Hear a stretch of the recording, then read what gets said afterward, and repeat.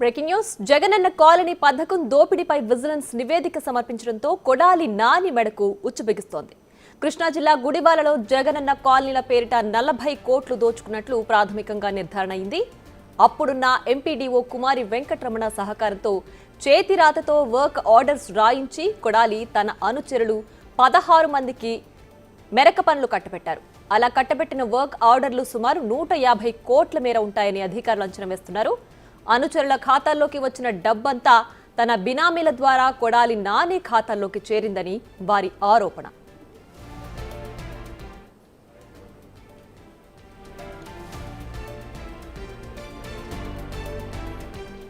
Vigilance అధికారులు గత కొన్ని నెలలుగా కొడాలి నాని అక్రమాలను వెలికి తీసేందుకు అన్ని రికార్డులను జల్లెడపడుతున్నారు. జగనన్న కాలనీల పేరిట ఇన్ని వేల కోట్ల నిధులు దోచుకుని క్షేత్రస్థాయిలో కనీసం 8 కోట్ల విలువైన పని కూడా జరపలేదని అధికారులు నివేదికిచ్చారు.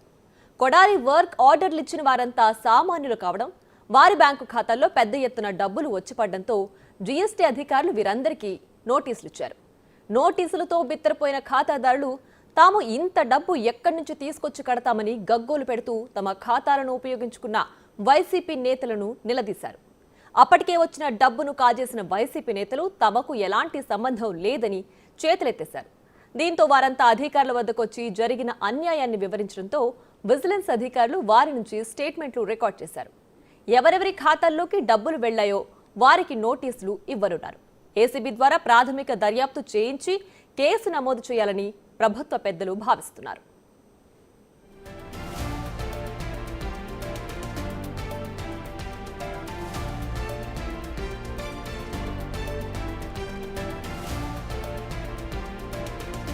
జగనన్న కాలనీ పథకం దోపిడీపై విజిలెన్స్ నివేదిక సమర్పించడంతో కొడాలి నాని మెడకు ఉచ్చుబిగుస్తోంది.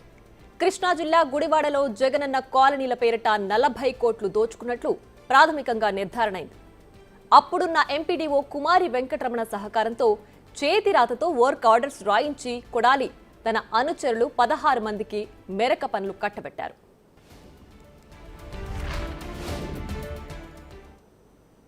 మరింత సమాచారాన్ని మా ప్రతినిధి శివ లైవ్ లో అందిస్తారు. శివ, చెప్పండి, జగనన్న కాలనీ పథకంలో జరిగిన దోపిడీలకు సంబంధించి బాధితులు ఏమంటున్నారు? కొడాలి నానికి ఎలాంటి నష్టం జరిగే అవకాశం ఉంది? దీనివల్ల పూర్తి డీటెయిల్స్ ఏంటి? మొత్తం మీద చూసుకుంటే రాష్ట్ర వ్యాప్తంగా గత ప్రభుత్వ హయాంలో జగనన్న కాలనీ పేరుతో నియోజకవర్గాల్లో శాసనసభ్యులు ప్రజాప్రతినిధులు ఇష్టానుసారంగా దోచుకున్న పరిస్థితి కనిపిస్తూ ఉంది. పూర్తిగా ఎకరం 50,000, 40,000 రూపాయలు ఉన్న భూములని కోట్ల రూపాయలకి ప్రభుత్వానికి అమ్మి అక్కడే జగనన్న లేఅవుట్లు వేసిన పరిస్థితి కనిపించింది.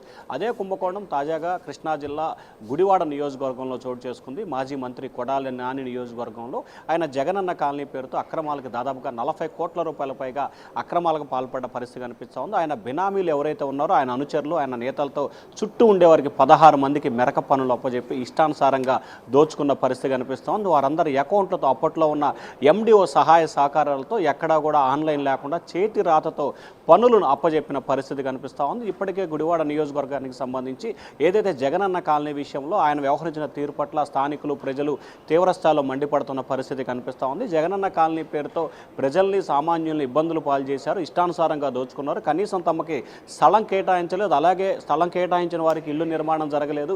కానీ ఇల్లు నిర్మాణం సంబంధించి ఎటువంటి ప్రయత్నాలు జరగలేదు. కానీ ఇటువంటి టైంలో అధికార పార్టీ నేతలు, అంటే అప్పటి అధికార పార్టీ నేతలు ఇష్టానుసారంగా దోచుకోవడానికి అగ్రతాంబూలం ఇచ్చారని చెప్పి ప్రజలైతే తీవ్రస్థాయిలో విమర్శల వర్షాన్ని గుప్పిస్తున్నారు.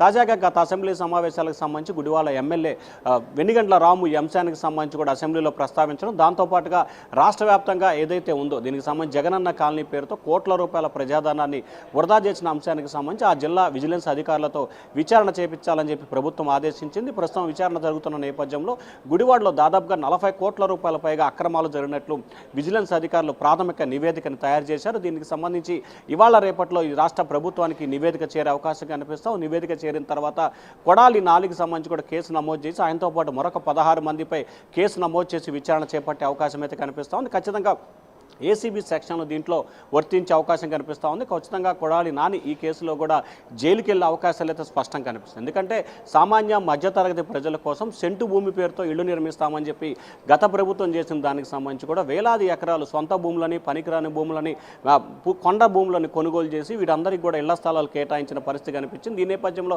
రాష్ట్రంలో ఎక్కడా కూడా 10% కూడా గృహ నిర్మాణాలు చేపట్టలేదని చెప్పి ప్రభుత్వం ప్రాథమిక విచారణ తేలింది. ఈ నేపథ్యంలో రాష్ట్ర వ్యాప్తంగా జరిగిన అక్రమాలపై నిగ్గు తేల్చాలని చెప్పి కూడా విచారణకి విజిలెన్స్ కమిటీ వేసింది. తాజాగా విజిలెన్స్ కమిటీ ఇచ్చిన నివేదిక ఆధారంగా కూడా ఆయా నియోజకవర్గాల్లో జరుగుతున్న వారిపై చర్యలు తీసుకునే అవకాశం కనిపిస్తూ ఉంది. ముందుగా ఇప్పటికే గుడివాడ నియోజకవర్గానికి సంబంధించి కూడా కొడాలి నాని చేసిన అక్రమాలపై కూడా కేసు నమోదు చేసేందుకు విజిలెన్స్ అధికారులు సిద్ధమవుతున్నారు. ప్రియా, రైట్. అయితే ఈ జగనన్న కాలనీ పథకం ద్వారా జరిగిన ట్రాన్సాక్షన్స్ అన్ని ఎవరైతే సామాన్య జనం ఖాతాల్లో వెళ్ళాయో వాళ్ళందరికీ ఎలాంటి ప్రమేయం ఉండదు ఇందులో.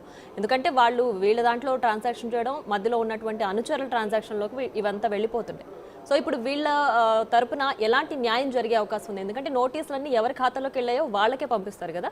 సో ఇప్పుడు వీళ్ళు ఏ రకమైన న్యాయం కోరే అవకాశం ఉంది? దీంట్లో నుంచి ఎలా బయటపడతారు? ఎందుకంటే ఆ కాలనీ పథకంకి సంబంధించి నిర్మాణాలు కూడా ఎలాంటివి చేపట్టలేదు. అంటే ప్రియా, అదే మొత్తం మీద చూసుకుంటే విజిలెన్స్ అధికారులు గత కొన్ని నెలలుగా కొడాలి నాని అక్రమాలు వెలికి తీసే ప్రయత్నం చేశారు. దానిలో భాగంగా మల్లాయపాలెం గ్రామ పంచాయతీలో 2020 ఏప్రిల్ 25న అత్యవసర సమావేశం పెట్టి 16 మందికి ఆర్డర్లు ఇచ్చిన పరిస్థితి కనిపించింది. దీంట్లో 2021 ఆయన ఖాతాలో 1.12 కోట్ల రూపాయల నిధులు ట్రాన్స్ఫర్ చేయడం జరిగింది.